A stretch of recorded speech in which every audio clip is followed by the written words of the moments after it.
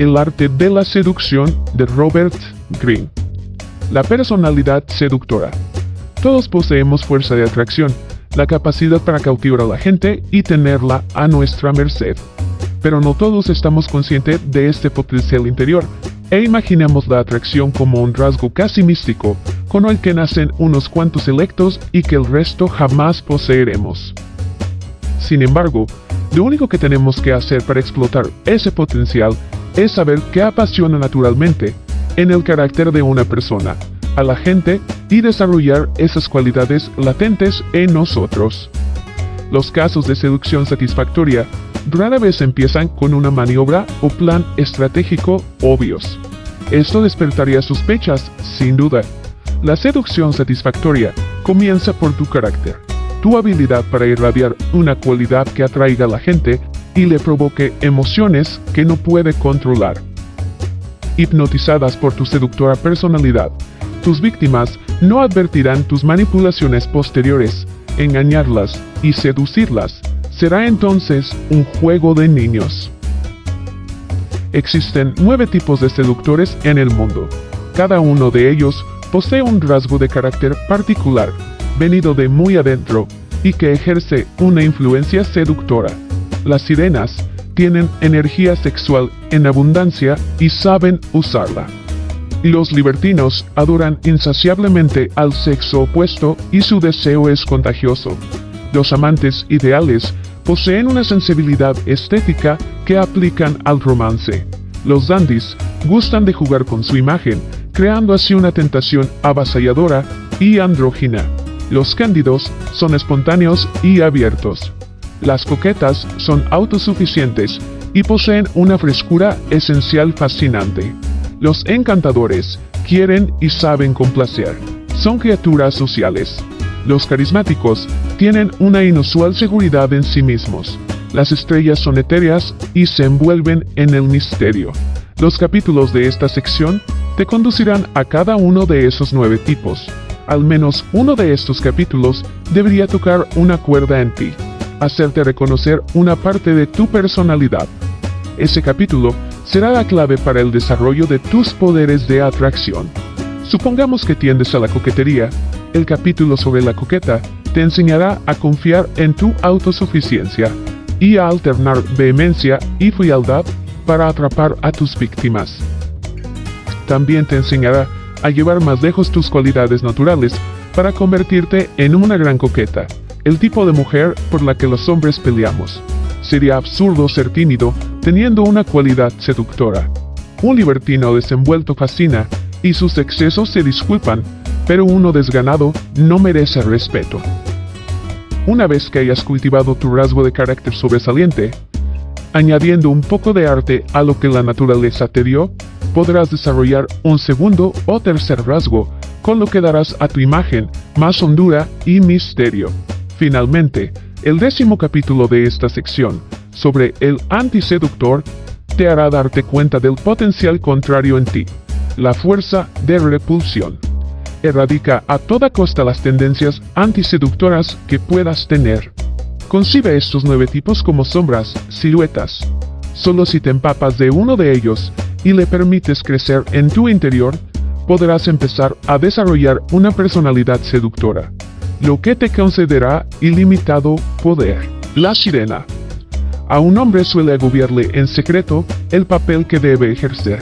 Ser siempre responsable, dominante y racional. La sirena es la máxima figura de la fantasía masculina porque brinda una liberación total de las limitaciones de la vida. En su presencia, siempre realzada y sexualmente cargada, el hombre se siente transportado a un mundo de absoluto placer. Ella es peligrosa, y al perseguirla con tesón, el hombre puede perder el control de sí, algo que ansía hacer. La sirena es un espejismo. Tienta a los hombres cultivando una apariencia y actitud particulares. En un mundo en que las mujeres son con frecuencia demasiado tímidas para proyectar esa imagen, la sirena aprende a controlar la libido de los hombres, encarnando su fantasía. La sirena espectacular. En el año 48 a.C., Ptolomeo XIV de Egipto logró deponer y exiliar a su hermana y esposa, la reina Cleopatra. Resguardó las fronteras del país contra su regreso y empezó a gobernar solo. Ese mismo año, Julio César llegó a Alejandría para cerciorarse de que, pese a las luchas de poder locales, Egipto siguiera siendo fiel a Roma. Una noche, César hablaba de estrategia con sus generales en el palacio egipcio cuando llegó un guardia para informar que un mercader griego se hallaba en la puerta con un enorme y valioso obsequio para el jefe romano. César, en ánimo de diversión, autorizó el ingreso del mercader. Este entró cargando sobre sus hombros un gran tapete enrollado, desató la cuerda del envoltorio y lo tendió con agilidad, dejando al descubierto a la joven Cleopatra, oculta dentro, y quien, semidesnuda, se irguió ante César y sus huéspedes como Venus que emergiera de las olas. La vista de la hermosa joven reina, entonces de apenas 21 años de edad, deslumbró a todos, al aparecer repentinamente ante ellos como en un sueño. Su intrepidez y teatralidad les asombraron. Metida al puerto a escondidas durante la noche, con solo un hombre para protegerla, lo arriesgaba todo en un acto audaz. Pero nadie quedó tan fascinado como César. Según el autor romano Dion Casio, Cleopatra estaba en la plenitud de su esplendor.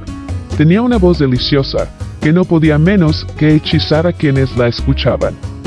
El encanto de su persona y sus palabras era tal, que atrajo a sus redes al más frío y determinado de los misóginos.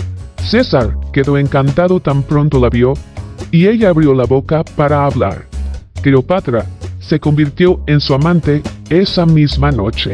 César ya había tenido para entonces muchas queridas, con las que se distraía de los rigores de sus campañas, pero siempre se había librado rápido de ellas para volver a lo que realmente lo hacía vibrar: la intriga política, los retos de la guerra, el teatro romano. Había visto a mujeres intentar de todo para mantenerlo bajo su hechizo, pero nada lo preparó para Cleopatra. Una noche, ella le diría que juntos podían hacer resurgir la gloria de Alejandro Magno y gobernar al mundo como dioses. A la noche siguiente, lo recibiría ataviada como la diosa Isis, rodeada de la opulencia de su corte.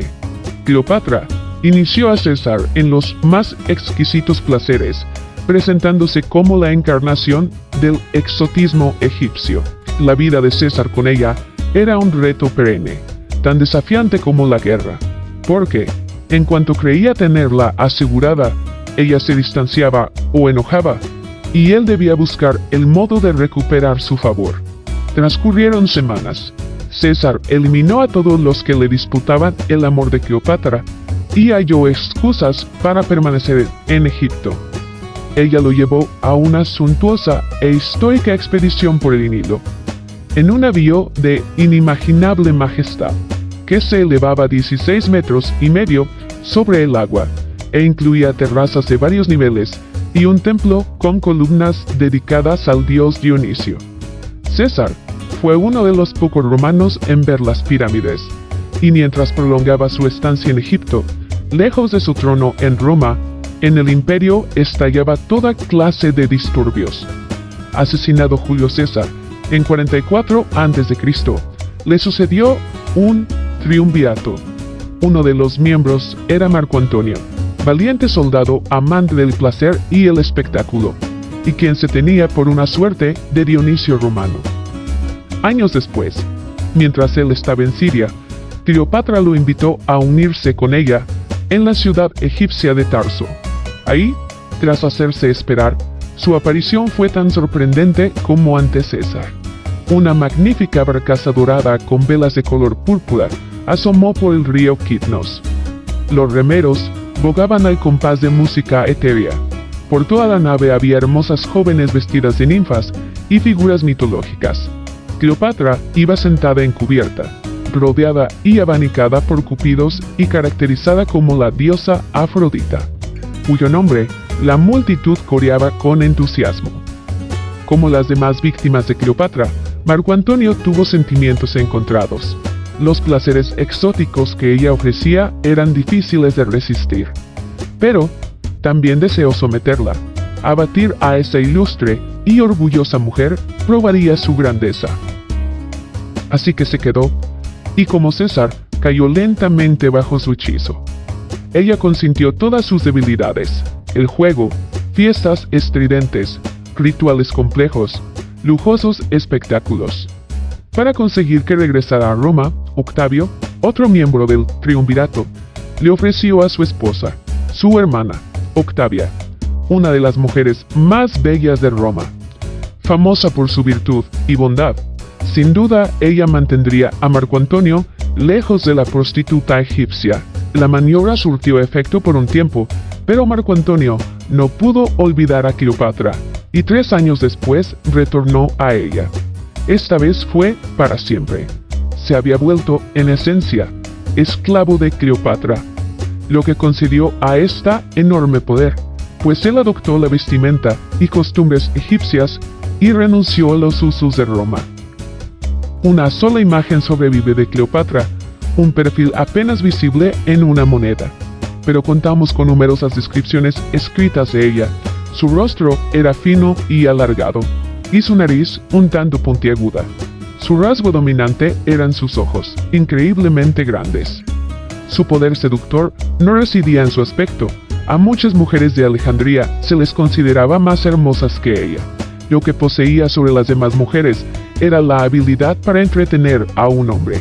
En realidad, Cleopatra era físicamente ordinaria y carecía de carácter político, pero lo mismo Julio César que Marco Antonio, hombres valerosos e inteligentes, no percibieron nada de eso. Lo que vieron fue una mujer que no cesaba de transformarse ante sus ojos, una mujer espectáculo.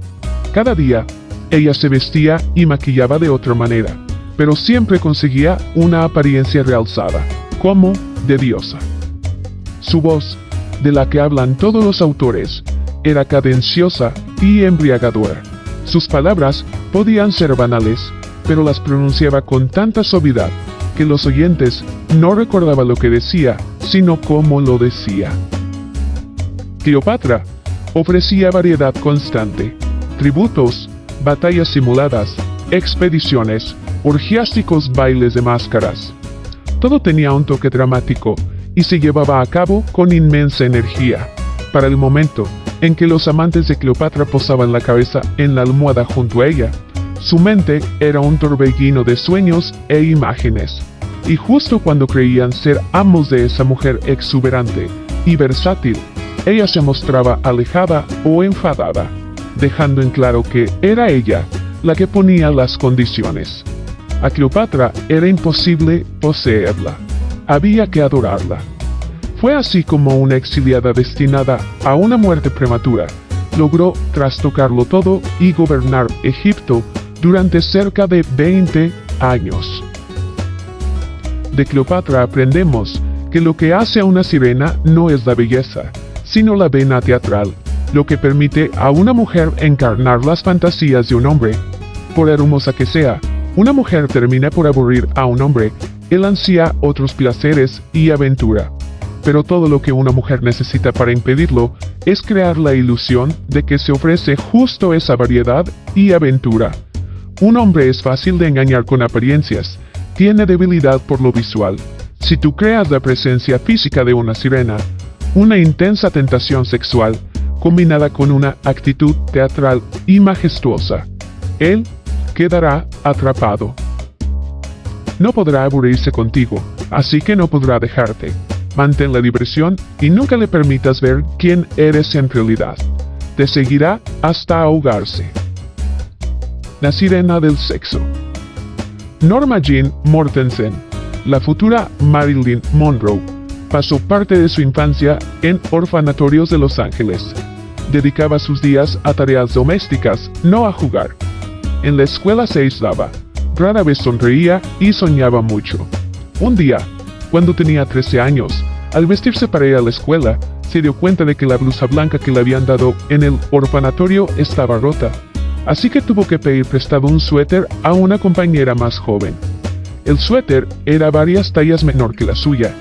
Ese día pareció de repente que los hombres la rodeaban donde quiera que iba. Estaba muy desarrollada para su edad. escribió en su diario. Miraban mi suéter como si fuera una mina de oro. La revelación fue simple, pero sorprendente.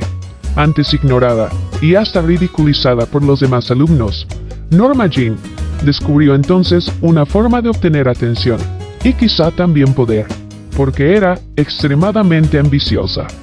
Empezó a sonreír más, a maquillarse, a vestirse de otra manera, y pronto advirtió algo igualmente asombroso.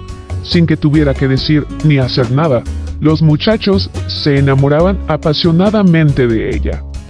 Todos mis admiradores me decían lo mismo de diferente forma, escribió. Que era culpa mía que quisieran besarme y abrazarme. Algunos decían que era el modo en que los miraba, con ojos llenos de pasión. Otros, que lo que los tentaba era mi voz. Otros más, que emitía vibraciones que los agobiaban. Años después, Marilyn ya intentaba triunfar en la industria cinematográfica. Los productores le decían lo mismo, que era muy atractiva en persona, pero que su cara no era suficiente bonita para el cine. Consiguió trabajo como extra, y cuando apareció en la pantalla, así fuera apenas unos segundos, los hombres en el público se volvían locos, y las salas estallaban en silbidos. Pero nadie creía que eso augurara una estrella.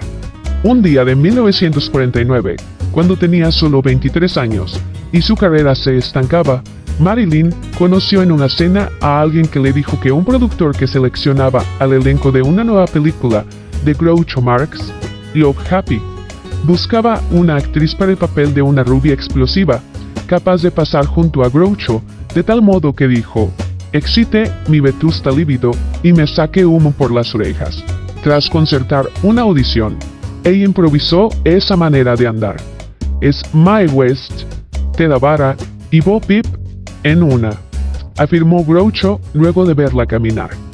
Rodaremos la escena mañana en la mañana. Fue así como Marilyn creó su andar perturbador, apenas natural, pero que ofrecía una extraña combinación de inocencia y sexo. En los años siguientes, Marilyn aprendió mediante prueba y error a agudizar su efecto sobre los hombres. Su voz siempre había sido atractiva, era la de una niña. Pero en el cine, tuvo limitaciones hasta que alguien le enseñó a hacerla más grave, con lo que ella la dotó de los profundos y jadeantes tonos que se convertirían en la marca distintiva de su poder seductor. Una mezcla de la niña pequeña y la pequeña arpía. Antes de aparecer en el foro, o incluso en una fiesta, Marilyn pasaba horas frente al espejo. La mayoría creía que era por vanidad, que estaba enamorada de su imagen. La verdad era que esa imagen tardaba horas en cuajar. Marilyn dedicó varios años a estudiar y practicar el arte del maquillaje. Voz, porte, rostro y mirada eran inventos, teatro puro. En el pináculo de su carrera, a Marilyn le emocionaba ir a bares en Nueva York sin maquillarse ni arreglarse, y pasar desapercibida. El éxito llegó por fin, pero con él llegó también algo terrible para ella. Los estudios solo le daban papeles de rubia explosiva. Marilyn quería papeles serios, pero nadie la tomaba en cuenta para eso, por más que ella restara importancia a las cualidades de sirena que había desarrollado. Un día, al ensayar una escena de El Jardín de los Cerezos, su maestro de actuación, Michael Chekhov, le preguntó, ¿pensabas en sexo mientras hicimos esta escena? Ella contestó que no, y él continuó. En toda la escena no dejé de recibir vibraciones sexuales de ti, como si fueras una mujer en las garras de la pasión. Ahora entiendo tu problema con tu estudio, Marilyn. Eres una mujer que emite vibraciones sexuales, hagas o pienses lo que sea. El mundo entero ha respondido ya a esas vibraciones, salen de la pantalla cuando apareces en ella. A Marilyn Monroe le encantaba el efecto que su cuerpo podía tener en la libido masculina. Afinaba su presencia física como un instrumento, con lo cual terminaba por exudar a sexo y conseguir una apariencia glamurosa y exuberante. Otras mujeres sabían trucos como ella para incrementar su atractivo sexual, pero lo que distinguía a Marilyn era un elemento inconsciente. Su biografía la había privado de algo decisivo: afecto. Su mayor necesidad era sentirse amada y deseada. lo que la hacía parecer constantemente vulnerable, como una niña ansiosa de protección. Esa necesidad de amor emanaba de ella ante la cámara. Era algo natural, que procedía de una fuente genuina y profunda en su interior. Una mirada, o un gesto con el que no pretendía causar deseo, hacía eso en forma doblemente poderosa. Solo por ser espontáneo, su inocencia era precisamente lo que excitaba a los hombres. La sirena del sexo tiene un efecto más urgente e inmediato que la sirena espectacular. Encarnación del sexo y el deseo. No se molesta en apelar a sentidos ajenos o en crear una intensidad teatral. Parece jamás dedicar tiempo a trabajar o a hacer tareas domésticas, dar la impresión de vivir para el placer y estar siempre disponible. Lo que diferencia a la sirena del sexo de la cortesana o prostituta es su toque de inocencia y vulnerabilidad. Esta mezcla es perversamente satisfactoria. Concede al hombre la crucial ilusión de ser protector, la figura paterna, pese a que, en realidad, sea la sirena del sexo quien controla la dinámica. Una mujer no necesariamente tiene que nacer con los atributos de una Marilyn Monroe para poder cumplir el papel de la sirena del sexo. La mayoría de los elementos físicos de esta personalidad son inventados. La clave es el aire de colegial e inocente. Mientras que una parte de ti parece proclamar sexo, la otra es tímida e ingenua. Como si fueras incapaz de comprender el efecto que ejerces. Tu porte, tu voz y actitud son deliciosamente ambiguos. Eres al mismo tiempo una mujer experimentada y deseosa, y una chiquilla inocente. Llegarás primero a las sirenas que encantan a cuantos hombres van a su encuentro, porque les hechizan las sirenas con el sonoro canto, sentadas en una pradera, y teniendo a su alrededor enorme montón de huesos de hombres putrefactos, cuya piel se va consumiendo. Circe, a Odiseo. Odisea, canto séptimo. Claves de personalidad. La sirena es la seductora más antigua de todas. Su prototipo es la diosa Afrodita. Está en su naturaleza poseer una categoría mítica, pero no creas que es cosa del pasado o de leyenda e historia. Representa la poderosa fantasía masculina de una mujer muy sexual y extraordinariamente segura y tentadora, que ofrece interminable placer, junto con una pizca de peligro. En la actualidad, esta fantasía atrae con mayor fuerza aún a la psique masculina, porque hoy más que nunca, el hombre vive en un mundo que circunscribe sus instintos agresivos al volverlo todo inofensivo y seguro. Un mundo que ofrece menos posibilidades de riesgo y aventura que antes. En el pasado, un hombre disponía de salidas para esos impulsos: la guerra, alta mar, la intriga política. En el terreno del sexo, las cortesanas y amantes eran prácticamente una institución social, y brindaban al hombre la variedad y caza que ansiaba. Sin salidas, sus impulsos quedan encerrados en él y lo corroen, volviéndose aún más explosivos por ser reprimidos. A veces un hombre poderoso hará las cosas más irracionales, tendrá una aventura cuando eso es lo menos indicado solo por la emoción, por el peligro que implica. Lo irracional puede ser sumamente seductor, y más todavía para los hombres, que siempre deben parecer demasiado razonables. Si lo que tú buscas es fuerza de seducción, la sirena es la más poderosa de todas. Opera sobre las emociones básicas de un hombre y, si se desempeña de modo apropiado su papel, puede transformar a un hombre normalmente fuerte y responsable en un niño y esclavo.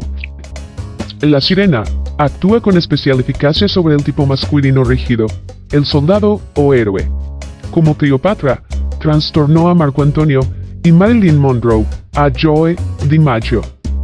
Pero no creas que ese tipo es el único que la sirena puede afectar. Julio César era escritor y pensador, y había transferido su capacidad intelectual al campo de batalla y la esfera política. El dramaturgo Arthur Miller cayó bajo el hechizo de Marilyn tanto como DiMaggio. El intelectual suele ser el tipo más susceptible al llamado del placer físico absoluto de la sirena, porque su vida carece de él. La sirena no tiene que preocuparse por buscar a la víctima correcta. Su magia actúa sobre todos.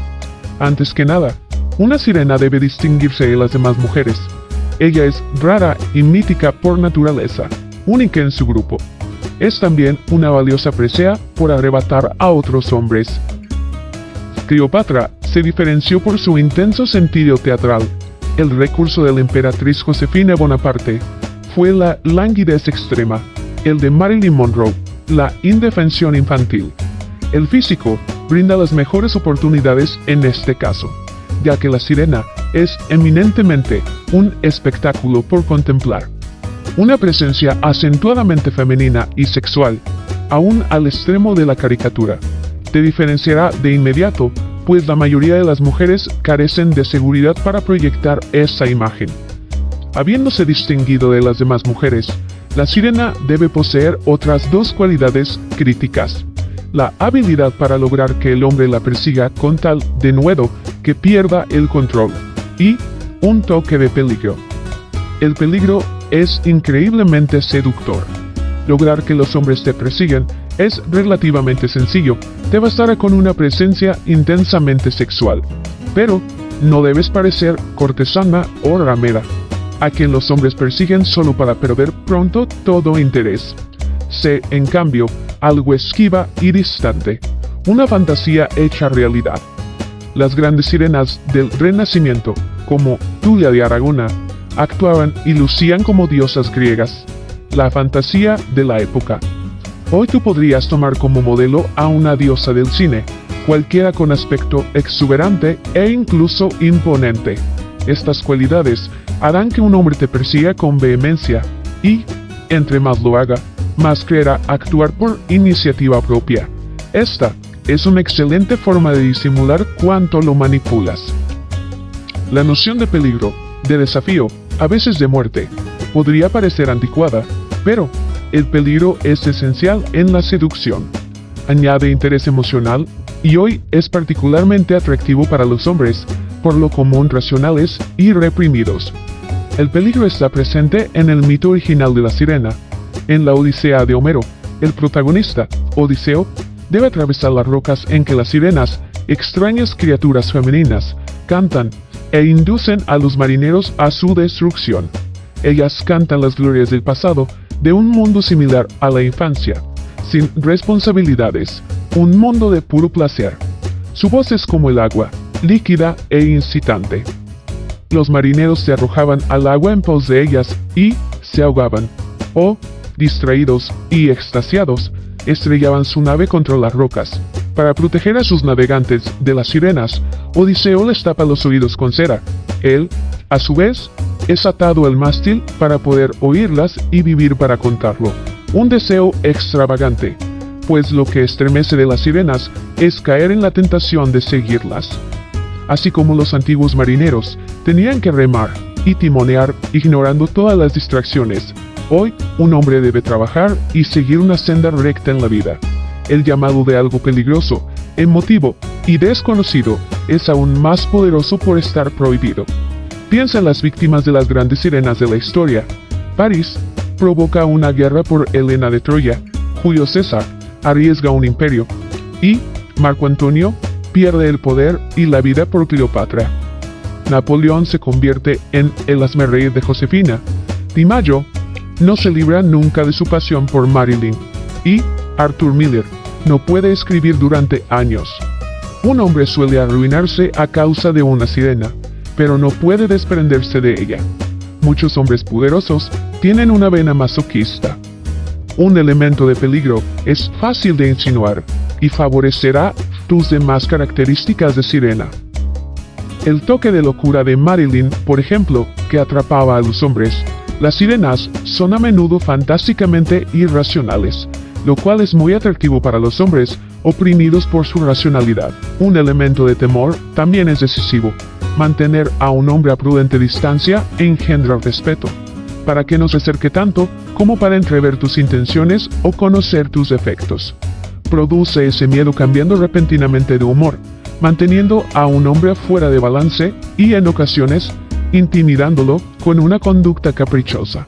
El elemento más importante para una sirena en ciernes es siempre el físico, el principal instrumento de poder de la sirena. Las cualidades físicas, una fragancia, una intensa feminidad evocada por el maquillaje o por un atuendo esmerado o seductor. Actúan aún más poderosamente sobre los hombres porque no tienen significado. En su inmediatez, eluden los procesos racionales y ejercen así el mismo efecto que un señuelo para un animal, o que el movimiento de un capote en un toro. La apariencia apropiada de la sirena suele confundirse con la belleza física, en particular del rostro. Pero una cara bonita no hace a una sirena, por el contrario, produce excesiva distancia y frialdad. Ni Cleopatra ni Marilyn Monroe, las dos mayores sirenas de la historia, fueron famosas por tener un rostro hermoso.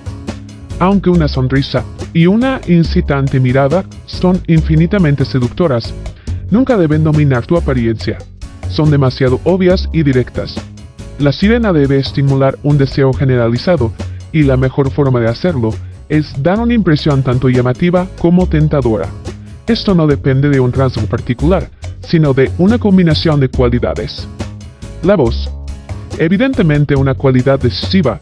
Como lo indica la leyenda, la voz de la sirena tiene una inmediata presencia animal de increíble poder de provocación.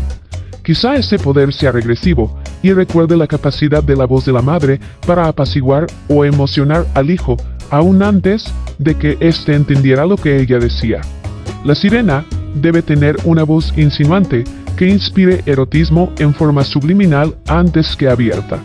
Casi todos los que conocieron a Cleopatra hicieron referencia a su dulce y deliciosa voz, de calidad hipnotizante. La emperatriz Josefina, una de las grandes seductoras de fines del siglo XVIII, tenía una voz lánguida que los hombres consideraban exótica e indicativa de su origen creole.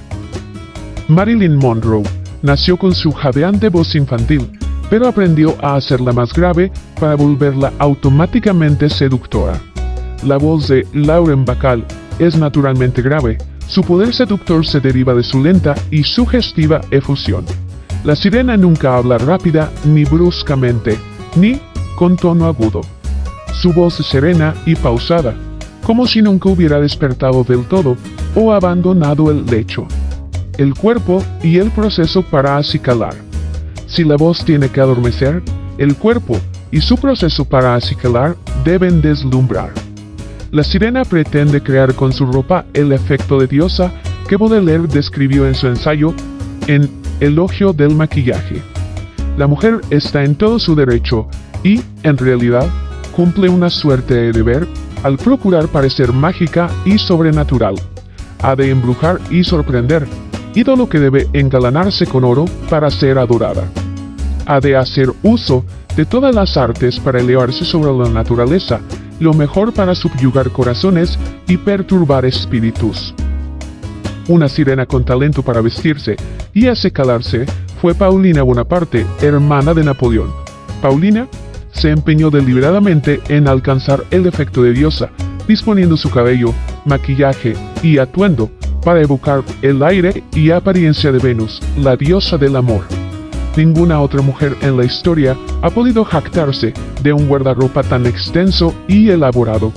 Su entrada a un baile en 1798 tuvo un efecto pasmoso. Ella había pedido a la anfitriona, Madame Permon, que le permitiese vestirse en su casa para que nadie la viera llegar. Cuando bajó las escaleras, todos se congelaron en un silencio de asombro. Portaba el tocado de las bacantes, racimos de uvas doradas entretejidas en su cabellera, arreglada al estilo griego. Su túnica griega, con dobladillo bordado en oro, destacaba su figura de diosa. Bajo los pechos, ostentaba un tajalí de oro bruñido, sujetado por una magnífica joya. No hay palabras que puedan expresar la hermosura de su apariencia, escribió la duquesa de Abrantes. La sala brilló aún más cuando entró.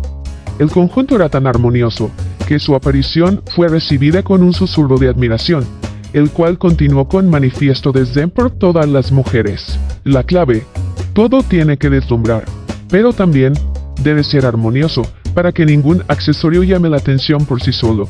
Tu presencia debe ser intensa, exuberante, una fantasía vuelta a realidad. Los accesorios sirven para hechizar y entretener.